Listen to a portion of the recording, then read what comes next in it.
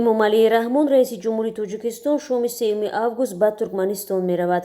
абдуфатто шарифзода сухангӯи президент ба радиозоде гуфт сафари раиси ҷумҳур то 6 август давом хоҳад кард. дар назар аст дар ҷараёни ин сафар эмомалии раҳмон бо ҳамтои туркманаш қурбонгулӣ бердимуҳаммадов мулоқот кунад. ҷузъиёти созишномаҳое ки қарор аст бёни тоҷикистону туркманистон имзо шаванд пурра рӯшан нест, вале як манбаи боварбахш дар ҳукумати тоҷикистон ба радиозоде гуфт масъалаи кушодани роҳи туркманистон барои мошинҳои боркаши тоҷикистон миёни раҳбарони ду кишвар баррасӣ хоҳад шуд.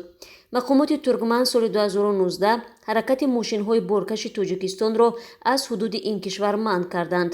талошҳои тоҷикистон барои ҳалли мушкил то ин дам бенатиҷа буд.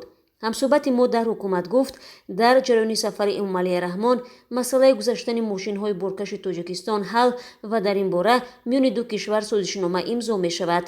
туркманистон яке аз роҳҳои асосӣ барои овардани мол аз Эрону Туркия ба тоҷикистон мебошад. мақомоти тоҷикистон баъди баста шудани роҳи Туркманистон аз ронандагон хостанд ки тавассути Озарбойҷон ба самти Тоҷикистон ҳаракат кунанд, вале ронандаҳо мегӯянд ҳангоми убур аз Озарбойҷон роҳи онҳо дароз ва харҷашон бештар мешавад.